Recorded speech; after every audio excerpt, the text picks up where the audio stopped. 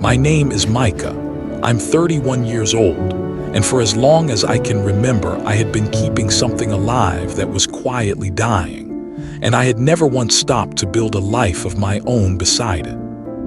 The something was a lodge. The Larkwood Lodge, my grandfather called it. A long timber building with a green tin roof set high in the San Juan Mountains of Colorado, above a town called Bell Hollow, where the snow comes early and stays late, and the whole valley goes the color of a held breath in January.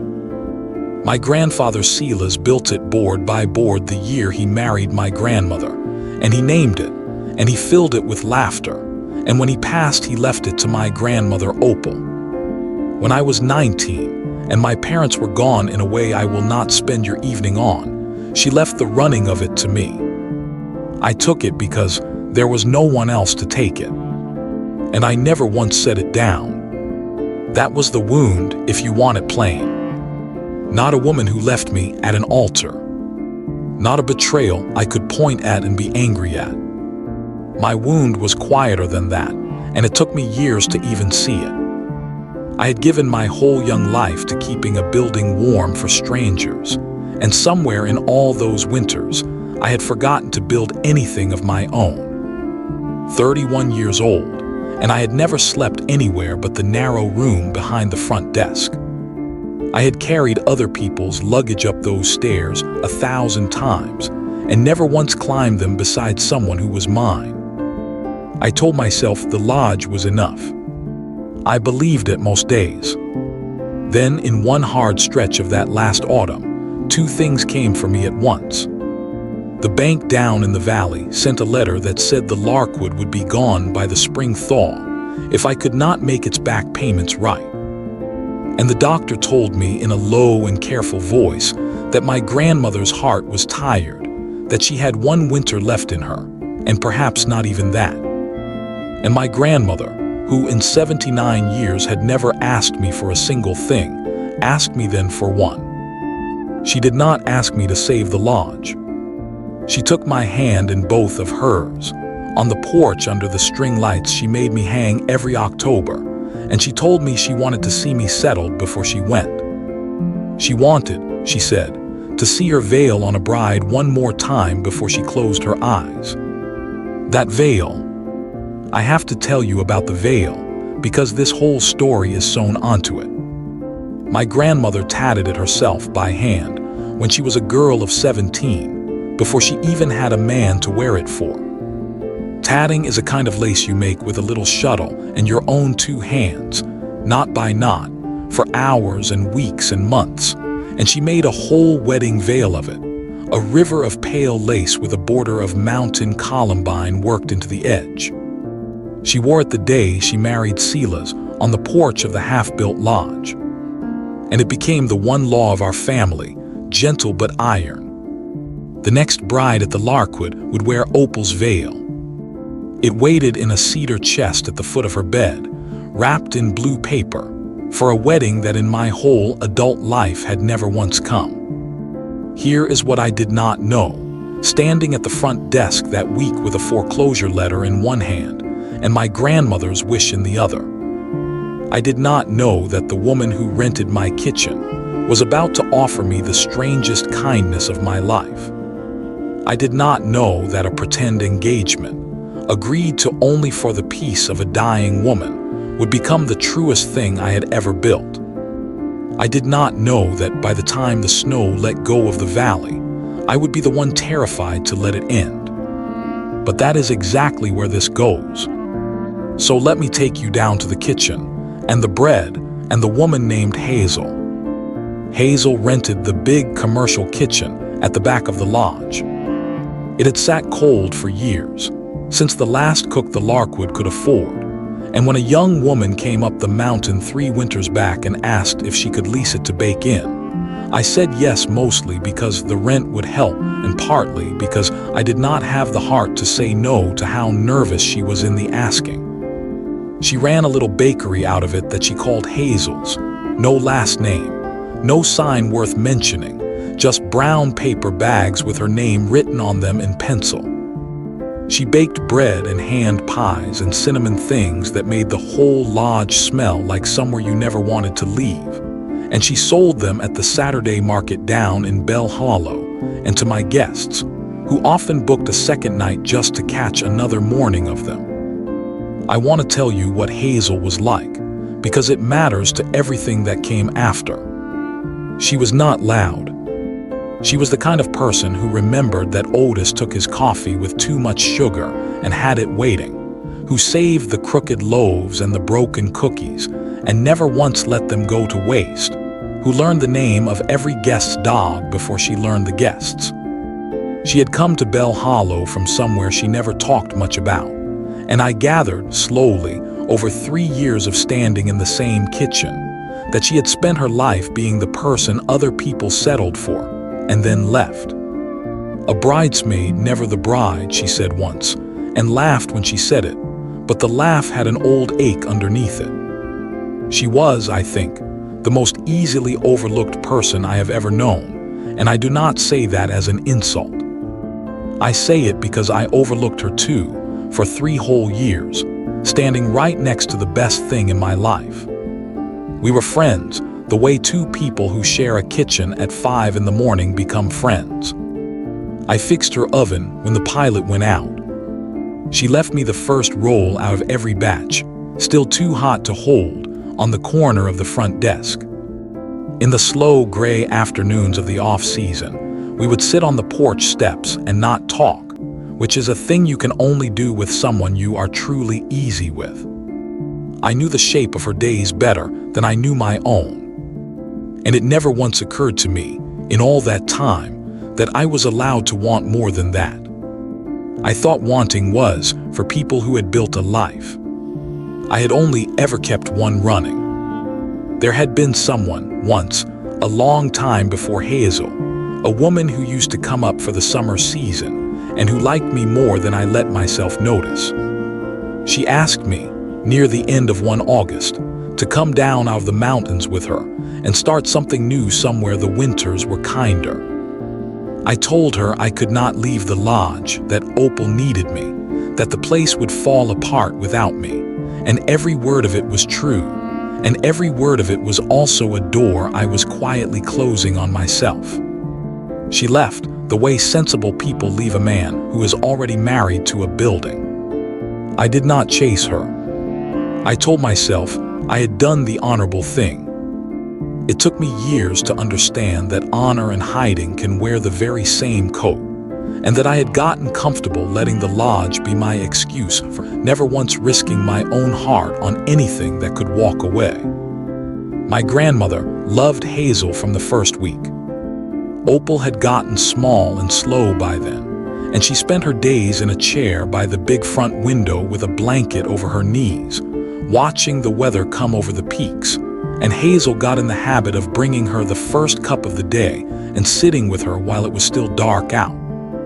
They would talk about things I never heard. But I know that my grandmother, who missed nothing even at the end, had watched the 2 of us move around that kitchen for 3 years, and I know she drew her own conclusions long before I ever drew mine. I did not tell my grandmother about the bank. I could not put that on a dying woman. But she found the letter because she was sharp to the very last. And one evening in early December, she called me over to her chair and held it up and asked me if it was true. I told her it was. I told her I was going to fix it, though I did not know how. And she was quiet for a while, watching the snow start, and then she said the thing that broke me. She said she was not afraid of dying. She said she was only afraid of 2 things: that the lodge Sela's built would go to strangers, and that she would go without ever seeing me belong to someone, without ever seeing her veil come out of that chest again. She said, "I can't fix the money, Micah. My hands are past that now. But I would go so much easier if I knew your heart was settled." I went and stood out on the porch in the cold after that, under the string lights, and I felt like the loneliest man in Colorado, because I could not give her the thing she wanted. There was no woman. There was no wedding. There was no There was a foreclosure and a narrow bed behind a front desk, and a good, tired old woman who was going to spend her last winter grieving a wish I could not grant. I stood out there until I could not feel my hands. And that was where Hazel found me, coming back up from the late market with flowers still on her sleeve, and she took one look at my face and asked me what had happened. So I told her, all of it standing in the snow.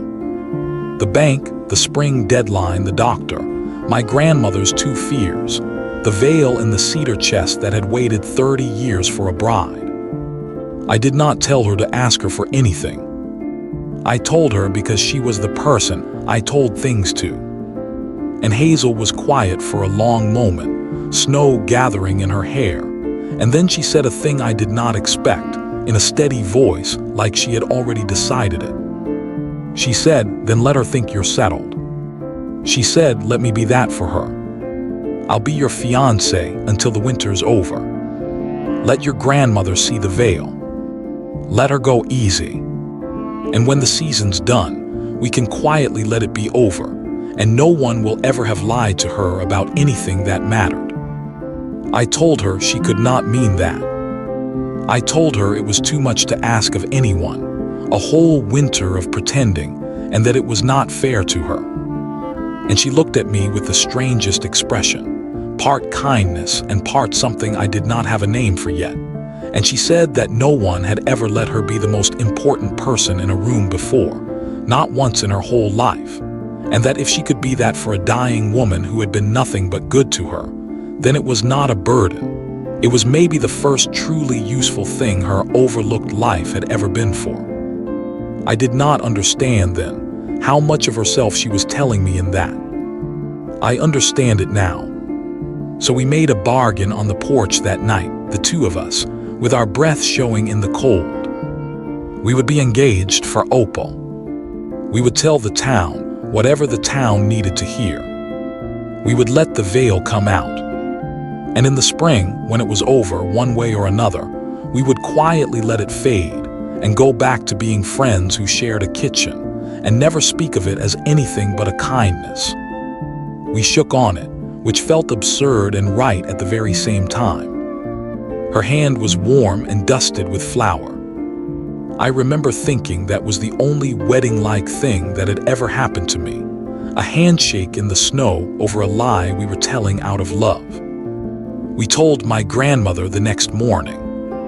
I was a poor liar and my voice shook, but Hazel knelt down by the chair and took Opal's hands and told her we had something to say, and that we had been waiting for the right time, and that we were going to be married in the spring, here at the Larkwood, on the porch where she married Silas. And my grandmother looked at the two of us for a long, long moment, and I swear she saw straight through it, straight down to the bottom, and then she chose, the way you choose to accept a gift, to believe it anyway. She began to cry, quietly, the way old people cry, and she asked me to bring down the chest. And I carried it into the front room and opened the blue paper, and for the first time in 30 years the veil came out into the light, that river of hand-tatted lace with the columbine worked along its edge, and my grandmother held it up in her thin hands and laid it over Hazel's dark hair and said, There she is. And something happened in my chest that I was not ready for. And there was a ring, too, because my grandmother would not let an engagement stand without one. She worked her own wedding band, the thin, worn gold one Silas had put on her hand 58 years before, off over her swollen knuckle, and she pressed it into Hazel's palm and closed her fingers over it and said, This one is only borrowed for now, until Micah does it properly, but a promise ought to have something to hold on to. Hazel tried to refuse it and could not against my grandmother, and she wore that borrowed ring all winter.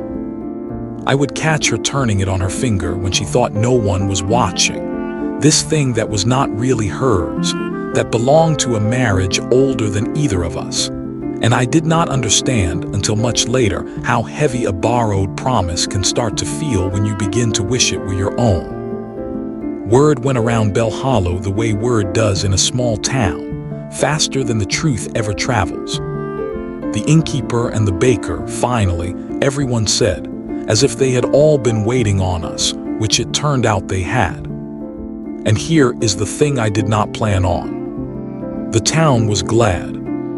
Perla at the general store started keeping back the good coffee for us. Otis, who had known my grandfather, shook my hand with tears in his eyes and told me Silas would be proud that there would be a wedding on that porch again. People I had rented rooms to for years suddenly treated me like a man with a life, and not just a fixture behind a desk. And I am a little ashamed of how good that felt, given that it was built on a kindness we were only pretending was a romance. The gladness of the town turned out to be its own soft weight. Perla wanted to help plan the wedding and kept cornering Hazel with questions about colors and dates and how many the porch could hold. And Hazel would answer every one of them, and then come find me in the office afterward looking a little hunted. Because it is one thing to tell a gentle lie to give a dying woman peace, and another thing to watch a whole town start ordering its spring around it.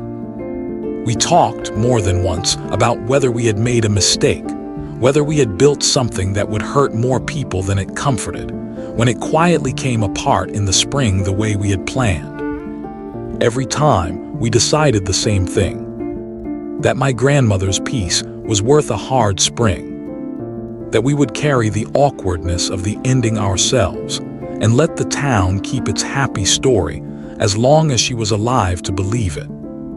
Neither of us said the other thing, the thing that was already true by January, which was that some part of both of us had stopped hoping the ending would come at all. We had to learn each other in a new way to make it look true.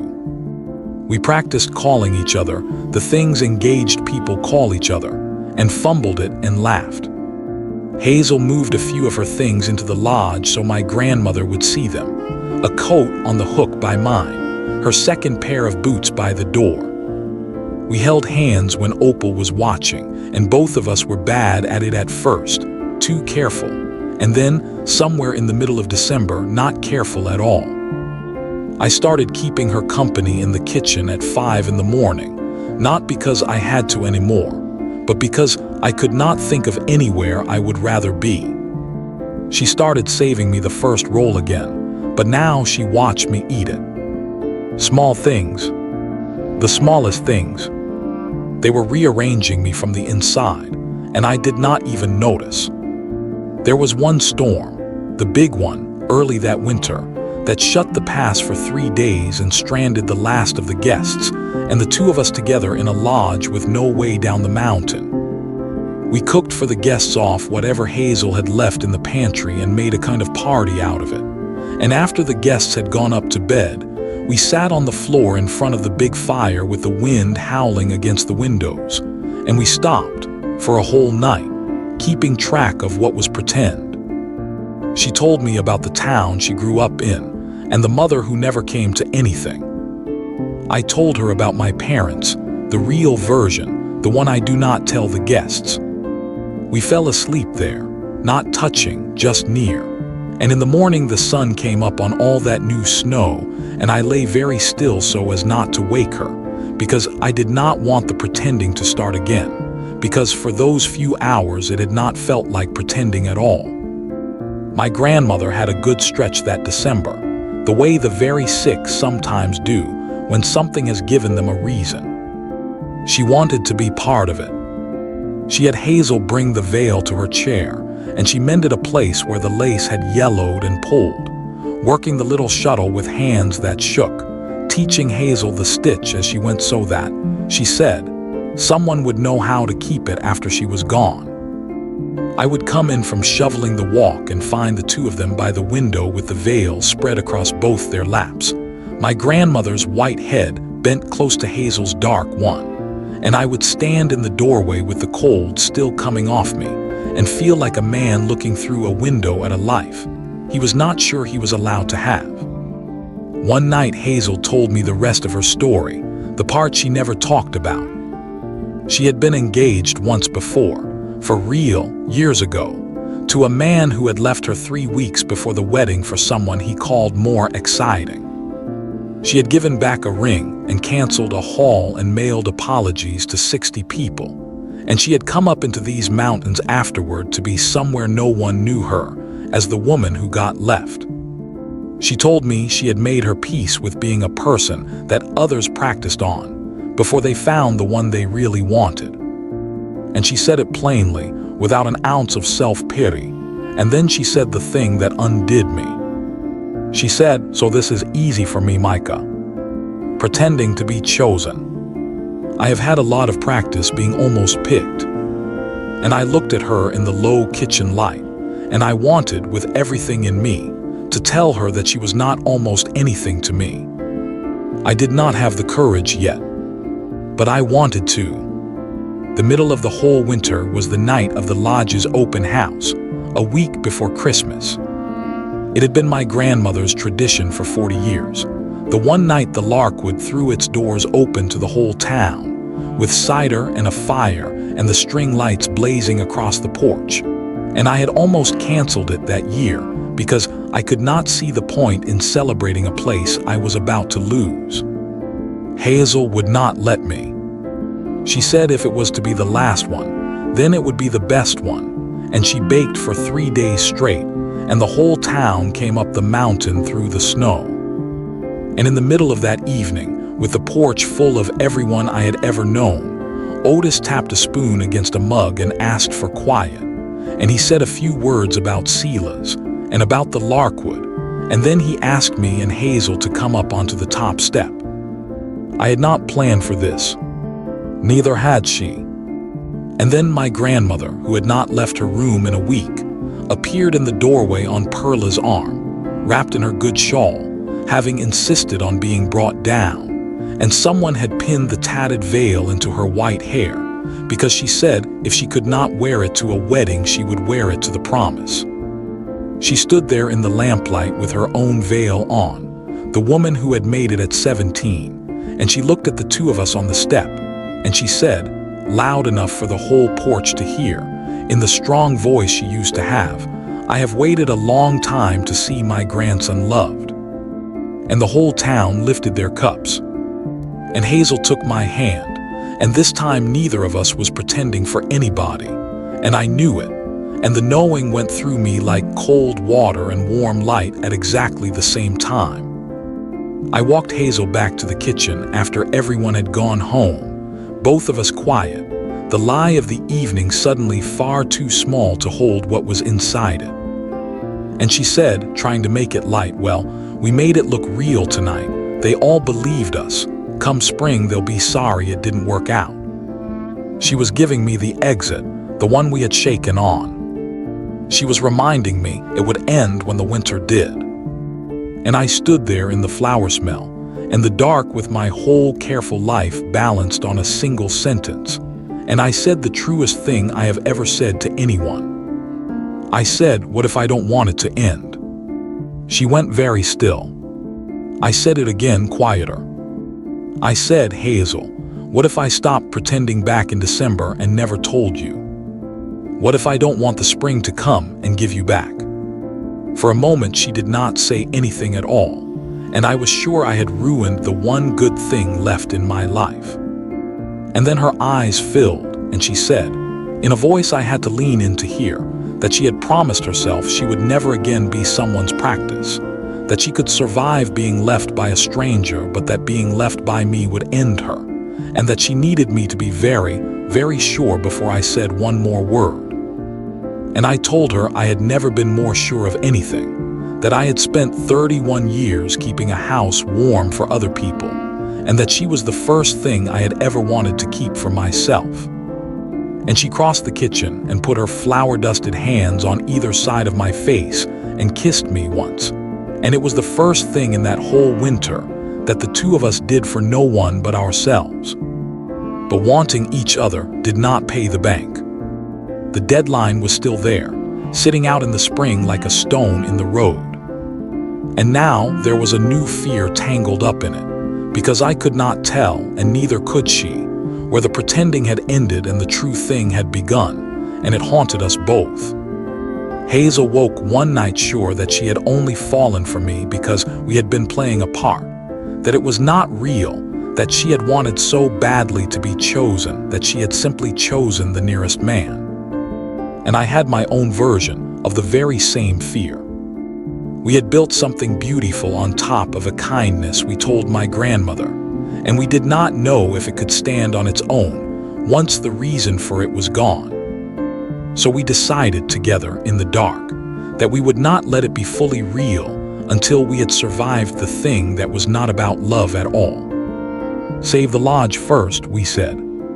Then we will know. So we tried to save the lodge, and this is the part I did not expect, the part that still puts a catch in my throat. I went down to the bank in the valley to beg for time, and Harlan Voss, the loan officer, a decent man in a hard job, told me the rules were the rules, but that if I could make the back payments by the thaw, he would hold off the sale.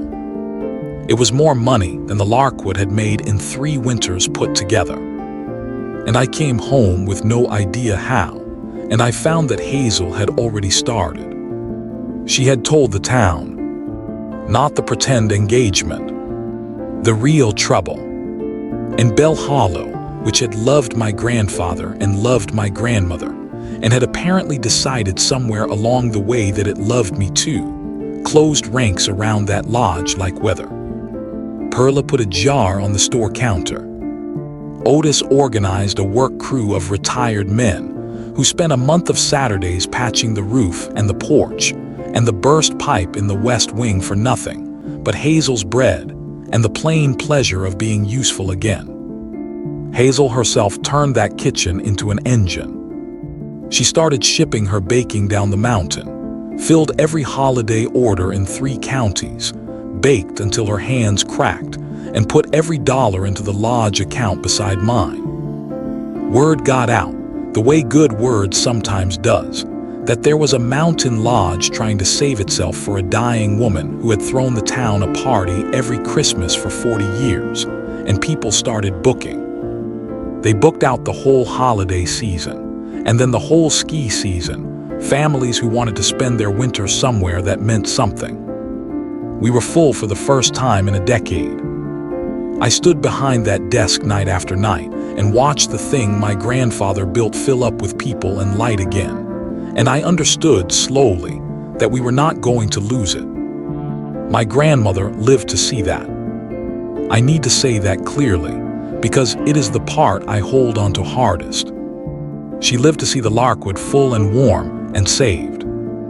On a bright, hard morning in February, with the sun coming off the snow so strong it filled the whole front room, I told her the bank was paid, that the lodge was safe, that Silas's lodge would not go to strangers after all. And she closed her eyes and let out a long breath she seemed to have been holding for years. Then she asked me the other thing, the thing she had been too kind to push at me. She asked me if it was real, Hazel and I, or if we had done it all just for her. And I could not lie to her, not then. So I told her the truth. I told her it had started as a gift for her and become the realest thing in my life, that I loved Hazel, actually loved her, and that we were going to be married in the spring, not because she had wished it, but because I could not picture a single morning without her. And my grandmother smiled the way she used to smile before she got sick, and she said, "I know, sweetheart. I have known since December. I was only waiting for you to catch up." She went in her sleep a few nights later, easy, in her own bed with the mountains out the window, on an evening after a good day. Hazel had brought her the first cup that morning and sat with her in the dark the way she always had. She was not afraid, and she was not alone, and she had gotten to set down both of the things she had been afraid of. I will not dress it up for you or turn it into a scene. It was quiet, and it was gentle, and she had said everything she needed to say to us while she could still say it. We found her the next morning looking peaceful, with one hand resting on the cedar chest at the foot of her bed, where the veil was folded and waiting. I think that is as good a way to leave as a person gets. I think, knowing her, she planned it that way. She was always the one who knew how a thing ought to end. We grieved her hard, Hazel and I together, which was its own kind of proof of what we had become. And when the worst of the first weeks had passed, we found, tucked into the blue paper with the veil, a note in my grandmother's shaking hand. It said only this: "For the next bride at the Larkwood, I have mended it so it will last. Wear it and do not wait as long as I made you wait." And beneath that, she had written to Hazel, "I always knew it would be you." My grandmother had known. Of course she had known.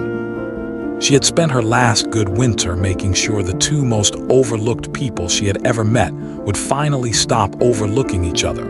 And she had used her own dying wish to do it. And she had made it look the whole time like we were the ones doing her the favor.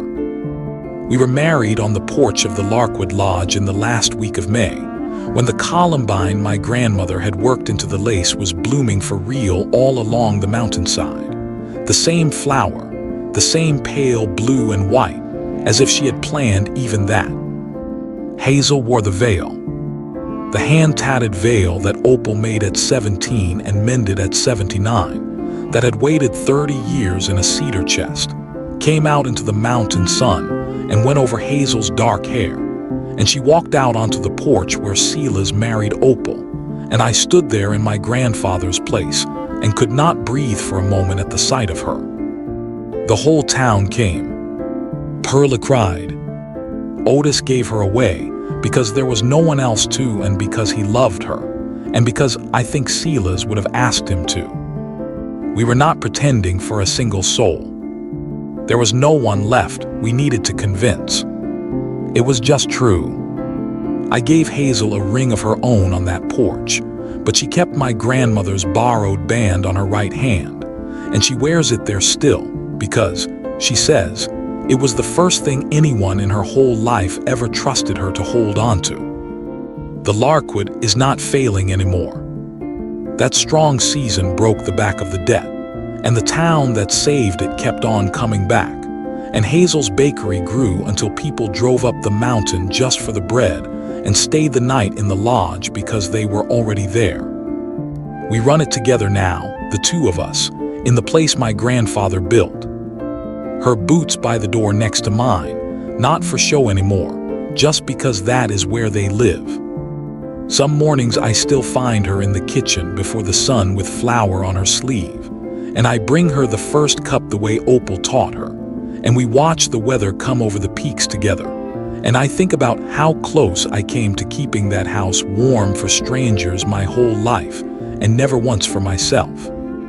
The veil did not go back into the chest either. Hazel had a small glass case built for it and hung it in the front room where my grandmother used to sit by the window, so that every couple who comes up our mountain to be married on that porch, and there are a surprising number of them now, sees the thing Opal made with her own hands at 17 and hears the story if they ask. Twice now Hazel has offered it, gently, to a bride who had no lace of her own and no grandmother to give her any, and watched a stranger cry the way I cried the first time it came out of the blue paper. My grandmother made one veil in her whole life, and it has crowned more heads than she could ever have counted, and I think that would please her more than anything else, that the thing she tatted alone as a girl who did not yet have a single person to love turned into the most shared object in the whole valley. I have thought a lot in the years since about what my grandmother actually gave us. Everyone believes they already know the story. The dying woman who wanted to see her grandson settled and got her wish before the end. But that is not the story, not really. My grandmother did not need me to be settled. She needed me to stop waiting for someone's permission to want a life of my own. She saw two people who had each decided, for their own sad and separate reasons, that they were only meant to keep things running for other people and never be chosen first themselves. And she spent the last of her strength putting a borrowed ring on the whole thing, so that we would be forced to stand close enough, for one long winter, to finally see what had been true for years. The engagement was pretend. The kindness was real. And the strange secret of it, the thing I did not understand until I was standing on that porch in the shadow of her veil, is that sometimes the truest things in a life come in through the side door, dressed as a favor, wearing a lie so gentle that you agree to it out of love, and only later realize it was love pointing straight at itself the whole time. She did not give me a wedding. She gave me the nerve to want one. And I have spent every day since trying to be worth the trick she played on me. The best and kindest trick anyone has ever played. The one that finally let two people who had only ever been almost chosen choose each other, out loud, in the open, for good. Would you have said yes to a pretend engagement to give someone peace?